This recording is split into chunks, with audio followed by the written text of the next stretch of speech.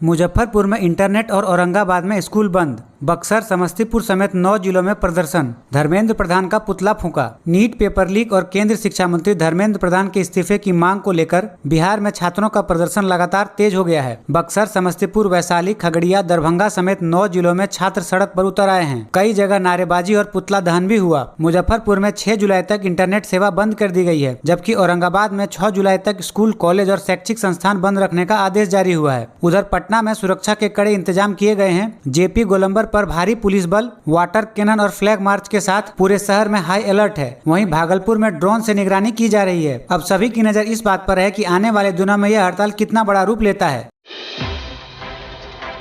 लखीसराय में railway track, Khagaria, Kishanganj, Jamui में सड़कें डूबी, गया में अस्पताल जलमग्न। बिहार में लगातार हो रही बारिश ने कई जिलों में हालात बेहद खराब कर दिए हैं। लखीसराय के कजरा स्टेशन के पास रेलवे ट्रैक पानी में डूब गया, जिससे रेल परिचालन प्रभावित हुआ। खगड़िया, किशनगंज और जमुई में कई सड़कें जलमग्न है, जबकि गया में अस्पताल तक बारिश के पानी में डूब गया है। जबकि पश्चिमी चंपारण के बगहा में एक किसान को मगरमच्छ खींच कर ले गया, जिससे इलाके में दहशत फैल गई। वहीं आकाशीय बिजली गिरने से राज्य के अलग अलग जिलों में 11 लोगों की मौत हो गई है। प्रशासन ने लोगों से सतर्क रहने और बेवजह घर से बाहर न निकलने की अपील की है।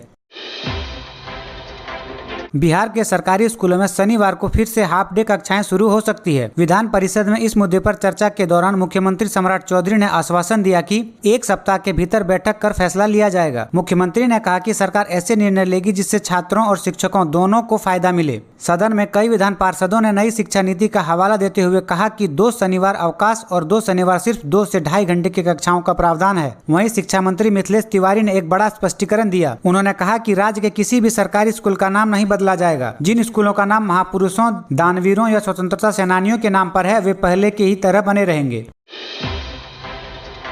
बिहार में 13 नए बिल पास। एजुकेशन और जॉब पर फोकस। प्राइवेट से लेकर AI यूनिवर्सिटी तक 4 बड़े फैसले। बिहार विधान परिषद ने 13 अहम विधेयकों को मंजूरी दे दी है। सबसे बड़ा फोकस रहा शिक्षा और रोजगार पर। अब बिहार में प्राइवेट यूनिवर्सिटी, AI और कंप्यूटर साइंस यूनिवर्सिटी, इंजीनियरिंग और आर्किटेक्चर शिक्षा को भी नई मजबूती मिलेगी। सरकार का दावा है कि इससे छात्रों को पढ़ाई के लिए दूसरे राज्य में कम जाना पड़ेगा। इसके अलावा ईज ऑफ डूइंग बिजनेस, नगर विकास, पंचायत राज, स्टाम्प और निबंधन, दुकान प्रतिष्ठान और रोजगार से जुड़े कानूनों में भी बदलाव का रास्ता साफ हो गया है। वहीं जेल सुधार और अपराध नियंत्रण से जुड़े विधेयकों को भी मंजूरी मिली है, ताकि प्रशासन और कानून व्यवस्था को और मजबूत बनाया जा सके। बिहार पुलिस अधीनस्थ सेवा यानी BPSSC ने ASI टेक्निकल भर्ती परीक्षा 2026 का एडमिट कार्ड जारी कर दिया है। जिन उम्मीदवारों ने इस परीक्षा के लिए आवेदन किया था, वे अब BPSSC की आधिकारिक वेबसाइट पर जाकर अपना एडमिट कार्ड डाउनलोड कर सकते हैं। एडमिट कार्ड डाउनलोड करने के लिए आपको रजिस्ट्रेशन ID, जन्मतिथि और कैप्चा कोड दर्ज करना होगा। लॉगिन करते ही आपका एडमिट कार्ड स्क्रीन पर दिखाई देगा, जिसे डाउनलोड करके प्रिंट भी निकाल लें। याद रखें, परीक्षा केंद्र पर एडमिट कार्ड के बिना प्रवेश नहीं मिलेगा, इसलिए परीक्षा से पहले इसे जरूर डाउनलोड कर लें। बिहार में नेपाली मूल के विवाहित महिलाओं का बनेगा डाटा। घर घर जाकर दस्तावेजों का सत्यापन करेंगे BLO। गृह मंत्रालय के निर्देश पर बिहार के भारत नेपाल सीमा से जुड़े जिलों में नेपाल मूल की शादीशुदा महिलाओं का पंचायतवार डाटा तैयार किया जाएगा। इसके लिए BLO यानी बूथ लेवल ऑफिसर घर घर जाकर ऐसी महिलाओं का पहचान करेंगे और उनके नागरिकता से जुड़े दस्तावेजों का सत्यापन करेंगे। प्रशासन का कहना है कि पूरी प्रक्रिया नियमों के अनुसार और पूरी पारदर्शिता के साथ होगी। अधिकारियों ने साफ किया है कि किसी भी पात्र महिला को बेवजह परेशान नहीं किया जाएगा। BLO को घर घर जाकर जानकारी जुटाने और सम्मानजनक व्यवहार के साथ अभियान पूरा करने का निर्देश दिया गया है। बिहार सरकार की 100 दिन की उपलब्धियां। जिला से पंचायत स्तर तक होगा सीधा प्रसारण कार्यक्रम। बिहार सरकार के सेवा संकल्प समर्पण अभियान के 100 दिन पूरे होने पर 25 जुलाई को राज्य स्तरीय विशेष कार्यक्रम आयोजित किया जाएगा। इस कार्यक्रम का सीधा प्रसारण जिला मुख्यालय से लेकर पंचायत स्तर तक किया जाएगा, ताकि राज्य के लोग सरकार की उपलब्धियों को सीधे देख सकें। सरकार का कहना है कि इस 100 दिन में विकास, जन कल्याण और प्रशासनिक सुधार से जुड़े कई अहम फैसले लिए गए हैं। कार्यक्रम में इन उपलब्धियों की जानकारी जनता के सामने रखी जाएगी और भविष्य की योजना पर भी चर्चा होगी। अब देखना होगा कि सरकार की यह 100 दिन की रिपोर्ट जनता को कितना प्रभावित कर पाती है। ऐसे ही बिहार की हर बड़ी और सबसे तेज खबर के लिए चैनल को सब्सक्राइब करें और वीडियो को लाइक करना ना भूलें।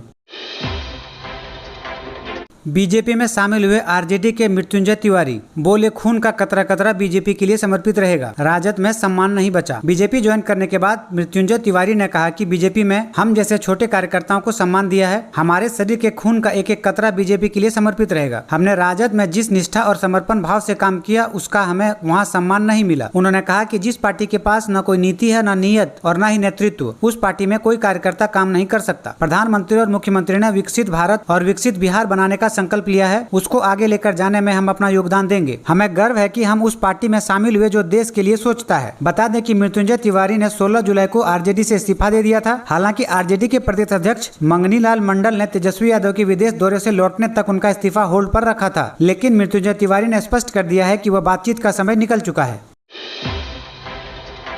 बिहार ग्रामीण कार्य विभाग में गजब का खेला, न नदी न सड़क, बन गए करोड़ों रुपए के पुल। CAG report. बिहार में ग्रामीण कार्य विभाग का एक बड़ा कथित घोटाला सामने आया है। आरोप है कि बेतिया और अररिया में करोड़ों रुपए खर्च कर ऐसे पुल बना दिए गए जहां न तो नदी है और न ही वहां तक पहुंचने के लिए सड़क। रिपोर्ट के मुताबिक कई पुल सालों से बेकार पड़े हैं और आम लोग को उनका कोई फायदा नहीं मिल रहा है। इस मामले के सामने आने के बाद विभाग की कार्यप्रणाली पर गंभीर सवाल उठ रहे हैं। अब इस पूरे मामले की जाँच की मांग तेज हो गई है और जिम्मेदार अधिकारियों पर कार्रवाई की चर्चा शुरू हो गई है। अगर यह मामला सही साबित होता है तो यह बिहार के सबसे चौंकाने वाले निर्माण घोटाले में से एक हो सकता है। सदन में फटीचर वाले बयान से मचा बवाल। बिहार के डिप्टी सीएम और आरजेडी एमएलसी आमने सामने। आखिरी दिन गरमाई सियासत। बिहार विधानमंडल के मानसून सत्र के आखिरी दिन सदन में जबरदस्त राजनीतिक टकराव देखने को मिला। विधान परिषद में डिप्टी सीएम विजेंद्र प्रसाद यादव सरकार का पक्ष रख रहे थे। इसी दौरान आरजेडी एमएलसी सुनील कुमार सिंह की टिप्पणी से माहौल गर्म हो गया। बताया जा रहा है कि पहले डिप्टी सीएम की आंखों की रोशनी को लेकर टिप्पणी हुई, जिसके बाद जवाबी बहस तेज हो गई और फटीचर शब्द को लेकर दोनों पक्षों के बीच तीखी नोकझोंक शुरू हो गई। उधर विधानसभा में जहानाबाद छात्र प्रदर्शन के दौरान कथित फायरिंग के मुद्दे पर भी विपक्ष ने सरकार को घेरा, जिससे आखिरी दिन का सत्र काफी हंगामेदार रहा। बिहार में खास महाल की जमीन को स्थायी स्वामित्व देने की कवायद शुरू। भूमि सुधार मंत्री का बड़ा दावा। राजस्व विभाग की टीम अब खास महाल जमीन का सर्वे करेगी और समय समय पर सर्वेक्षण कार्य की समीक्षा भी करेगी। पूरे अभियान की मॉनिटरिंग सीधे राज्य मुख्यालय से होगी ताकि तय सीमा में काम पूरा हो सके। बैठक के दौरान खास महाल सिटीजन वेलफेयर सोसाइटी के प्रतिनिधियों ने जमीन से जुड़ी समस्याओं और सुझाव मंत्री के सामने रखे। इस पर मंत्री ने साफ कहा कि खास महाल जमीन को फ्री होल्ड यानी स्थायी स्वामित्व देने की प्रक्रिया शुरू कर दी गई है। सरकार का कहना है कि जन सहभागिता के साथ इस लंबे समय से चलती आ रही समस्या का समाधान किया जाएगा।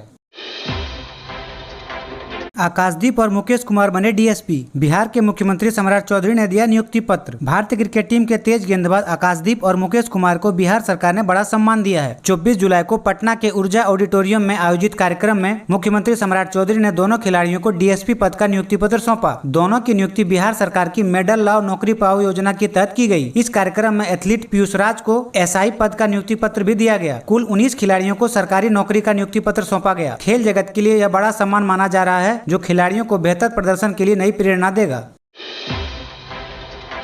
डीएसएम कॉलेज के शिक्षकों का धरना। बिहार राज्य विश्वविद्यालय अधिनियम 2026 के विरोध में स्वायत्तता पर हमला बताया। जमुई के झाझा स्थित देव सुंदरी मेमोरियल यानी डीएसएम कॉलेज में शुक्रवार को शिक्षकों ने बिहार राज्य विश्वविद्यालय अधिनियम 2026 के विरोध में धरना प्रदर्शन किया। यह प्रदर्शन मुंगेर विश्वविद्यालय शिक्षक संघ के आह्वान पर किया गया। शिक्षकों का कहना है कि प्रस्तावित कानून विश्वविद्यालय और कॉलेजों की स्वायत्तता पर सीधा हमला है। उनका आरोप है कि इस अधिनियम से शिक्षा व्यवस्था पर अनावश्यक नियंत्रण बढ़ेगा और शैक्षिक स्वतंत्रता प्रभावित होगी। शिक्षकों ने सरकार से इस प्रस्तावित कानून को वापस लेने और सभी पक्षों में चर्चा करने की मांग की है।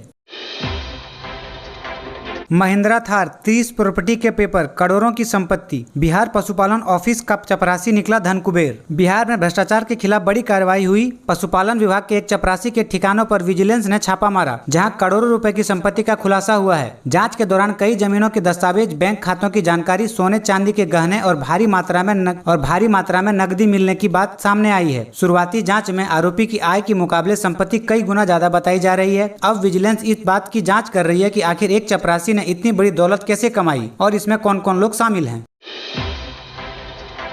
बिहार की आईपीएल टीम के लिए गांव-गांव खिलाड़ी खोजेगी सरकार। सम्राट चौधरी ने बता दिया प्लान। बिहार में अपनी आईपीएल टीम बनाने की तैयारी अब तेज होती दिख रही है। मुख्यमंत्री सम्राट चौधरी ने घोषणा की कि 15 सितंबर से पूरे बिहार में गांव-गांव प्रतिभा खोज अभियान चलाया जाएगा। इस अभियान के तहत हर पंचायत से बेहतरीन क्रिकेट खिलाड़ियों की पहचान की जाएगी और उन्हें आगे बढ़ाने के लिए सरकार विशेष प्रशिक्षण और प्रोत्साहन देगी। यह अभियान करीब 6 महीने तक चलेगा। मुख्यमंत्री ने कहा कि सरकार की कोशिश होगी कि अगली आईपीएल नीलामी तक बिहार की टीम तैयार हो जाए। इतना ही नहीं, यह अभियान सिर्फ क्रिकेट तक नहीं बल्कि ओलंपिक, एशियन गेम्स और कॉमनवेल्थ गेम जैसे बड़े टूर्नामेंट के लिए भी खिलाड़ियों को तैयार किया जाएगा।